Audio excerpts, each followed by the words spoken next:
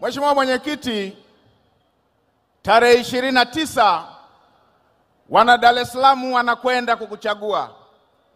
Mheshimiwa Mwenyekiti, Dar es Salaam ni jiji la biashara, na wewe katika uongozi wako umeifanyia Dar es Salaam jambo la utu. Mheshimiwa Mwenyekiti, kulikuwa na kilio kikubwa cha kubambikwa kodi zisizostahili kwa wafanyabiashara wa Dar es Salaam. Wewe ulipoapishwa ukasema hutaki kuendesha serikali kwa mapato ya dhuluma. Ukaelekeza Wizara ya Fedha pamoja na Mamlaka ya Mapato kuhakikisha kwamba wanakusanya kodi stahiki kwa kila mfanyabiashara. Ukaelekeza akaunti za wafanyabiashara zisifungwe wala fedha kuchukuliwa bila ridhaa yao. Ukaelekeza mashine za EFD zisifungwe ili watu waendelee na biashara. Mheshimiwa Mwenyekiti, jambo hili limeleta mahusiano mazuri sana kati ya wafanyabiashara na serikali yako uliokuwa unaiongoza. Lakini si hilo tu, umeongeza mapato ya nchi hii kwa kuwa umeelekeza kodi zikusanywe kisayansi, zikusanywe kwa kuzingatia sheria na zikusanywe kwa kuzingatia weledi. Mheshimiwa Mwenyekiti, na ulipoongeza mapato takriban kutoka trilioni 1.3 mpaka trilioni 3, zaidi ya mara 2, fedha hizo umewarudishia wananchi kwa kupitia miradi ya maendeleo. Mheshimiwa Mwenyekiti, umeifanyia kitendo cha heshima nchi yetu. Wakati unapokea nchi hii ilikuwa na miradi mikubwa ambayo hata majirani zetu walikuwa na mashaka kama tutaikamilisha. Mheshimiwa Mwenyekiti, ulipokea bwawa la Mwalimu Nyerere likiwa takriban 20% kwenda 27, lakini leo tunavyoongea mradi wa zaidi ya trilioni 6.5 umekamilika kwa fedha zetu wa Tanzania wenyewe. Hii ni heshima kubwa ambayo umeifanyia nchi yetu, ambayo inakupa sifa kwamba wewe ni kiongozi unayeweza kuongoza. Lakini si hilo tu, Mheshimiwa Mwenyekiti, umekamilisha miradi mingine ya kimkakati. Kwenda Dodoma sasa hivi ni kama kwenda Kibaha. Mtu anaondoka na treni, anafanya kazi zake, jioni anarudi anaungana na familia. Na hii ni jambo ambalo umelifanya katika uongozi wako. Mheshimiwa Mwenyekiti, katika miaka mitano iliyopita, dunia nzima inajua na Afrika yote inajua na Tanzania yote inajua kwamba ilikuwa kipindi cha msukosuko wa kiuchumi duniani. Hata mataifa makubwa yalipata mifumuko ya bei ambayo haijawahi kupatikana tangu ya mataifa yale yaanzishwe. Lakini hapa Tanzania, Mheshimiwa Mwenyekiti, kwa maono yako, kwa uongozi wako shupavu, umesimamia uchumi wa Tanzania ili mfumuko wa bei usiathiri maisha ya Watanzania. Mheshimiwa Mwenyekiti, baada ya kuongeza mapato, umetoa ruzuku katika maeneo tofauti tofauti kuhakikisha kwamba gharama za maisha hazipandi na kuwaelemea Watanzania. Mheshimiwa Mwenyekiti, chanzo kikubwa cha uzalishaji ni nishati. Yalipopanda bei mafuta ya petroli, diesel na mafuta ya taa, ukaanza kuweka bilioni 100 kila mwezi kama ruzuku, kwa maana ukiwa unalipia bei ya mafuta ambayo Watanzania wananunua. Lakini si hiyo tu, wakati unaingia madarakani pakatokea mzozo wa mataifa ya Ulaya Mashariki ambayo ndio wazalishaji wakubwa wa mafuta ya kula. Bei za mafuta ya kula zikapanda, dumu la lita 5 lile takribani 55,000 mpaka 60. Lakini ukaelekeza iwekwe ruzuku, uwekwe msamaha katika wazalishaji wa mafuta na uagizaji wa mafuta ili mafuta yanayopatikana Watanzania waweze kumudu. Na leo hii bei zilishuka kutoka takriban 60,000 kwa bei ya mtaani kwetu kule nadhani kwenye 34-35. Hii bei ambayo leo hii Mtanzania ananunua inashirikisha fedha ambazo umeweka kama sehemu ya gharama ambazo wangelipia Watanzania. Lakini si hilo tu, umefanya hivyo hivyo kwenye mbolea. Bei ya mfuko wa mbolea wewe unalipa nusu yake ili Mtanzania aweze kununua, aweze kuhimili kununua mfuko wa mbolea. Na leo Mheshimiwa Mwenyekiti, wengine wanaweza wakasema mfuko wa mbolea na Dar es Salaam wapi na wapi? Gharama za uzalishaji zikipanda na mazao yanayouzwa yangepanda. bila kuwa umeweka ruzuku kwenye uzalishaji, kwenye mbolea, kwenye mbegu, leo hii bei ya unga, bei ya mahindi, bei ya mchele ingekuwa kubwa ambayo Watanzania wote wangepata shida. Mheshimiwa Mwenyekiti, mfumuko wa bei kwa Tanzania ni wa chini kuliko nchi zote zinazotuzunguka. Na leo hii bidhaa za Tanzania ziko chini kuliko wote wanaokuzunguka. Na hili ni kwa sababu umekuwa ukiweka ruzuku.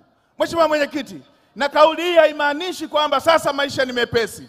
Haimaanishi kwa sababu maisha yanasonga mbele, na kwenye uchumi kila hatua unayochukua inasababisha kitu kingine na chenyewe kichukue hatua. Kwa mfano, katika awamu yako umetoa trilioni 2.1 kuwalipa wazee wastaafu.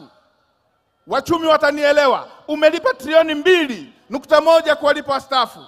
Katika awamu yako umeongeza kima cha chini mara 2. Katika awamu yako umetoa zaidi ya trilioni 4 ziende kulipa madeni ambazo kazi zake zilishafanyika, zingine 2012, zingine 2013, zingine 2014. Kiuchumi, haya yote uliyoyafanya yanasababisha ukwasi uongezeke mikononi mwa watu. Na ukwasi ukiongezeka, wanunuaji wa bidhaa wanaongezeka. Wanunuaji wa bidhaa wakiongezeka, bei za bidhaa zinaongezeka. Lakini hata hivyo, Mheshimiwa Mwenyekiti, umeelekeza jitihada ziendelee za kudhibiti bei. Moja ya jitihada, umeendelea kuweka ruzuku kwenye vyakula muhimu, mafuta ya kula, pamoja na bidhaa zingine, pamoja na uzalishaji. Mheshimiwa Mwenyekiti, hii yote ni namna ambavyo unawapenda Watanzania. Nimetaja tu machache. Mheshimiwa Mwenyekiti, na mimi niungane na wale wengine wote ambao wamewaomba Watanzania kuimarisha amani. Mheshimiwa Mwenyekiti, ukizifikiria baadhi ya kauli zinazotolewa ni kauli za kuwatia tu Watanzania hasira ili waichukie nchi yao. Kwa mfano, mtu anatokea anasema nchi inauzwa. Mtu anatokea anasema mnaibiwa. Watanzania, fikirieni. Mgombea wetu ni rais wa 6. Alipoingia madarakani, alikuta zaidi ya wilaya 100 hazina hospitali. Akajenga hospitali 119. Kama sasa fedha zinaibiwa, wakati haziibiwi zilikuwa zinakwenda wapi? Amekuta nchi yetu ina CT scan 2 tu. Ndani ya miaka 4 ameweka CT scan hospitali zote za mikoa yote ya Tanzania bara. Kama hela zinaibiwa, wakati haziibiwi zilikuwa zinakwenda wapi? Nchi ilikuwa na CT scan 2. Nchi ilikuwa na MRI 3. Kama hela inaibiwa, wakati haziibiwi zilikuwa wapi? Kwenye uongozi wake kaweka MRI hospitali za mikoa yote na za kanda zote. Mheshimiwa Mwenyekiti, nchi ilikuwa na magari 2 ya kuchimba maji. Ndani ya miaka yako 4 umenunua magari, kila mkoa una gari lake la kuchimba maji. Mheshimiwa Mwenyekiti, watoto walikuwa wanagawana darasa, wengine wanaangalia huku, wengine wanaangalia huku. Mbao 2 zinawekwa. Na katika kujenga madarasa, michango nchi nzima, wengine anakamatiwa jogoo, mwingine mbuzi. Katika miaka yako 4 umejenga madarasa, umejenga shule mpya zaidi ya 2700 za msingi na zaidi ya 1300 za sekondari. Wakati fedha haziibiwi zilikuwa zinakwenda wapi? Si hilo tu, umejenga hospitali, umejenga zahanati zaidi ya 2800. Umejenga madarasa mapya 1097. Hii inatuambia wewe ni kiongozi mwadilifu, na wale wanaoleta maneno ni kuwachochea Watanzania waichukie nchi yao wenyewe. Hata wengine juzi wakawa wanasema eti tumefika kwenye uchaguzi, eti tumeishiwa hela, eti tumeanza kuchapisha hela. Nchi inayokusanya trilioni 3 kwa mwezi, nchi yenye akiba ya zaidi ya trilioni 16 inachapishaje fedha? Lakini lingine, niwaambieni Watanzania, mchakato wa kuchapisha fedha kwanza ni viwanda mahususi ambavyo viko kwenye mataifa makubwa peke yake. Mataifa makubwa yaliyoendelea peke yake ndio yana viwanda. Na ili uchapishe fedha unahitaji miaka karibu 2. Kwanza utengeneze unataka noti ya aina gani, uweke na sifa binafsi ambazo nchi nyingine haina.